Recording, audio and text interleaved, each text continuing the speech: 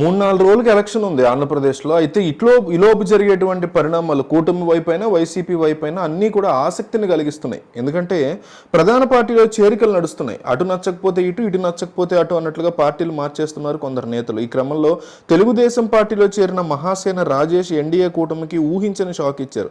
Social media వేదికగా ఎన్నికల్లో తన నిర్ణయాన్ని ప్రకటించారు. అనూహ్యంగా జనసేన పార్టీకి తమ మద్దతుని ఉపసంహరించుకున్నట్టుగా ప్రకటించారు. పవన్ కళ్యాణ్ గారికి మా మద్దతు ఉపసంహరించుకుంటున్నాం. పవన్ కళ్యాణ్ గారితో పోలిస్తే మా వర్గాలని జగన్మోహన్ రెడ్డి గారే బెటర్ అనిపిస్తోంది. వీళ్ళిద్దరికన్నా చంద్రబాబు గారు చాలా చాలా బెటర్. కులం మతం పేరుతో అమాయకుల మీద దాడి చేసేవారు ఎవరైనా సరే వారికి వ్యతిరేకంగా పోరాడమని అంబేద్కర్ గారు చెప్పారు. పవన్ కళ్యాణ్ గారి వల్ల జరిగే అనర్థాలు ప్రజలకు తెలియజేస్తాం. ఇప్పటికే చాలా సహించాం. జనసేన పోటీ చేసే అన్ని స్థానాల్లో ఓడించడానికి రాజ్యాంగబద్ధంగా పనిచేస్తాం. మాకు రాజకీయాలు పదవులు ముఖ్యం కాదు. అన్యాయానికి గురవుతున్న ప్రజల తరఫున పోరాటమే మాకు ఇష్టం. పదవులు అధికారం కావాలనుకుంటే జగన్ గారితోనే ఉండేవాళ్ళం. పైన ఉన్న నాయకులు నిలకడ లేనప్పుడు మేము కూడా నిలకడగా ఉండలేము అంటూ ఫేస్బుక్ ద్వారా పోస్ట్ పెట్టారు మహాసేన రాజేష్. తీసుకున్న ఈ నిర్ణయం అనేది కూటమికి తలనొప్పిగా మారింది. మహాసేన రాజేష్ 2019 ఎన్నికల్లో వైసీపీలో చేరి ఆ పార్టీ గెలుపు కోసం పనిచేశారు. అయితే ఎన్నికల ఫలితాలు వచ్చిన కొంతకాలానికే జగన్ సర్కార్ తీరును వ్యతిరేకిస్తూ మహాసేన మీడియా పేరుతో యూట్యూబ్ ఛానళ్లు సోషల్ మీడియా అకౌంట్లు ఓపెన్ చేశారు. అయితే ఆ తర్వాత మహాసేన రాజేష్ జనసేన పార్టీకి దగ్గరయ్యారు. దీంతో ఆ పార్టీలో చేరతారని భావించారు. కానీ అనూహ్యంగా తానే సొంత పార్టీ పెట్టాలని ఆలోచన చేశారు.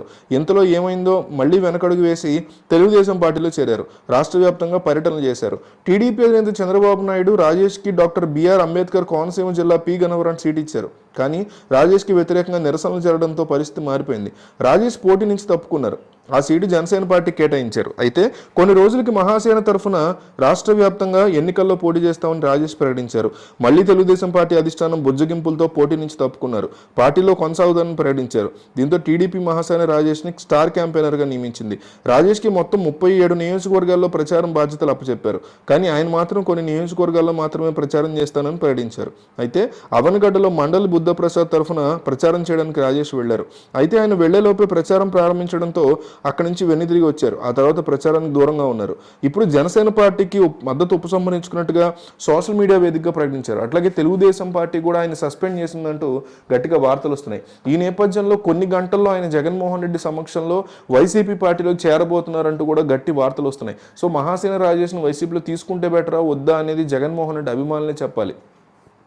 Take Mahasena Rajesh, don't take Mahasena Rajesh అని కామెంట్ చేయండి. ఎందుకంటే మీరు తేల్చాలి. మీరు నిజంగా జగన్ అభిమానులు అయితే జగన్కి ఏది మంచి, పార్టీకి ఏది మంచి అనేది చెప్పే బాధ్యత మీ మీద ఉంటుంది. కాబట్టి కంపల్సరీ కామెంట్ చేయండి.